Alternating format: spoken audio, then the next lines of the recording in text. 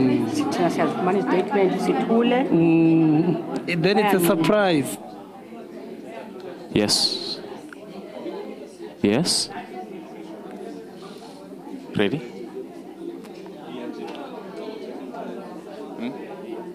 Answer color. Then yes, so. Oh, okay. Taya kipa.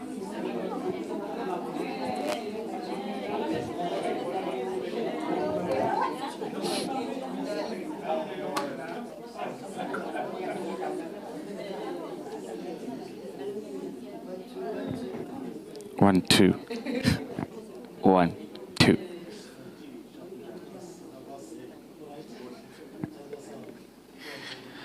One, two. 1, 2. Yes, just a minute.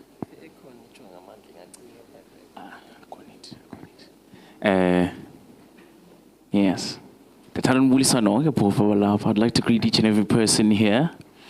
I do believe I'm seeing new faces, other faces I have seen before. I only have one question though, for the faces I have seen. Tell us, Mrs. Sandler, just your right hand, if it's your first time seeing me.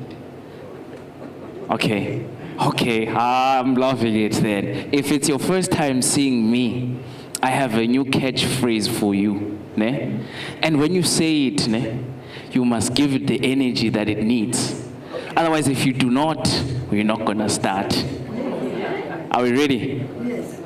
Okay. So, the first thing is this. I'm going to start, Diniki catchphrase. And then after I give you the catchphrase, you need to look at the person next to you, umenzeli catchphrase, and then we all celebrate. Okay, let me kindly reiterate that. So, I'm going to show you what the catchphrase is, and then immediately thereafter, it's going to be your turn to do to the person next to you, right?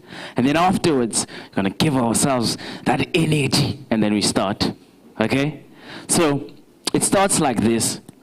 Remember, we're all investors, I hope, future investors, okay?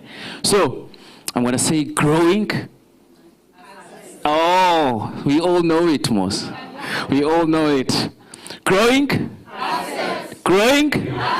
Growing. Good, it's your turn now. Look at your neighbor. If you don't have a neighbor, you must say, okay, let's say it's a virtual neighbor. You have your own virtual neighbor. So you're going to say to your virtual neighbor, Mr. No, apparently you'll say it to me. So, are you ready? And then immediately after, and then we clap hands, right? 5, 4, 3, 2, 1. Growing? Growing? Growing? Woo! Yes. Thank you again, ladies and gentlemen. My name is Anani Amazulu, Larry Mfengwana. I am your talk show personality, because I'm so used to having a talk show, but I am a radio presenter. I am also a student. I am also an entrepreneur, and I'm also an investor. Yes. The reason that I've been called here is to kindly share with you a few things about life in general, because it would not help us to engage about finances without learning anything, because wherever we go, we always learn. I said on Friday that if you think you have learned, and if you think there's no need for you to learn anymore, then that's when you've graduated as a person who knows nothing.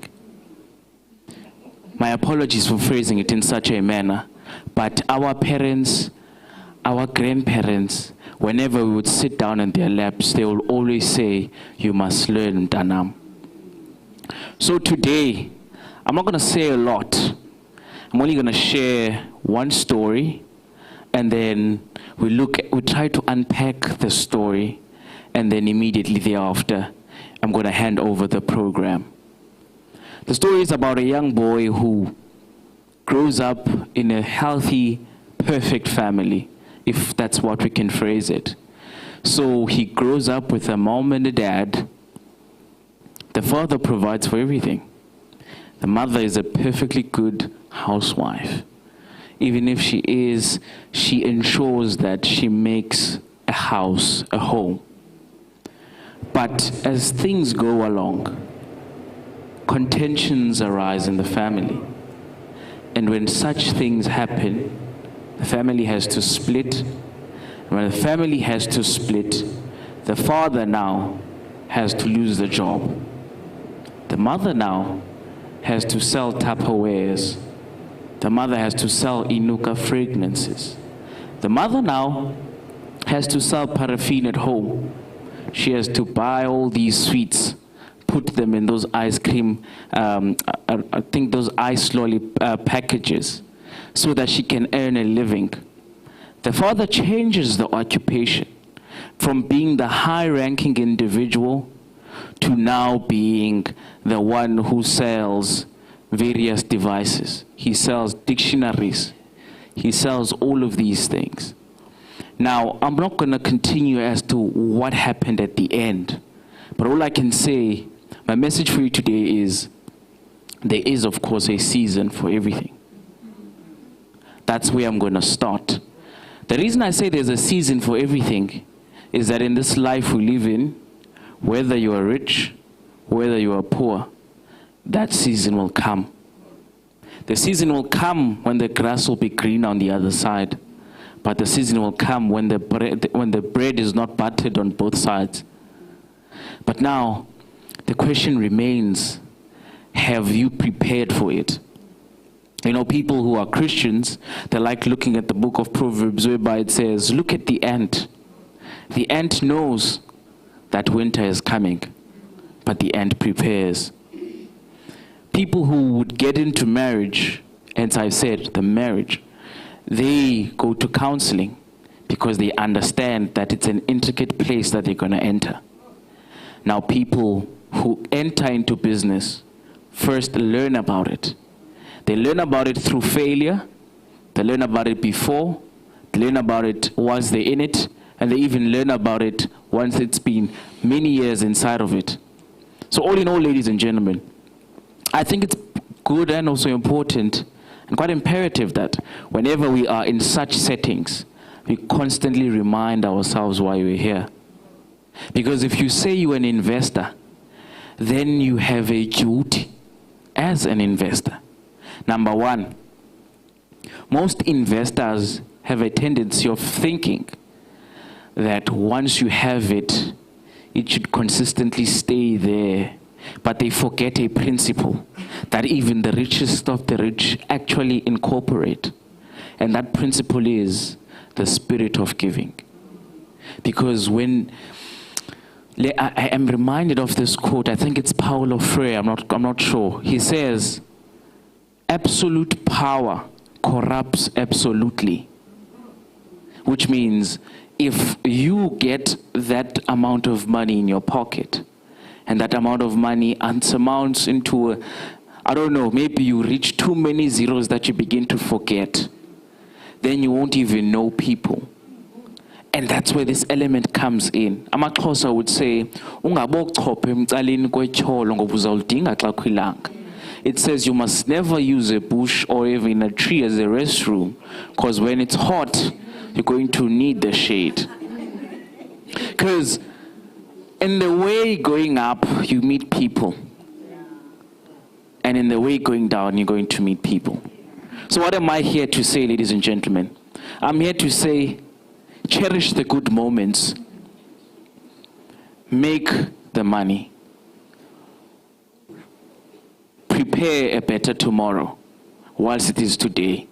For the time will come when you won't be able to work. So by those few words, ladies and gentlemen, I'd like to say thank you and you're welcome. Can we please give ourselves a round of applause? So before we start, I think as it is the various tradition here at home, I'd like for us to close our eyes. If we're not Christians, it's fine. Just bow your heads and I'll ask the one in heaven to actually grace us. Dear Lord who is in heaven, we thank you for this. May you please be with each and every person who is here. May they learn a thing or two about investing. Because you say, even in your book, Proverbs 11, no, it's Ecclesiastes 11 verse 1, that cast your bread above the water so that you can be able to make a profit. So may your children make more profits.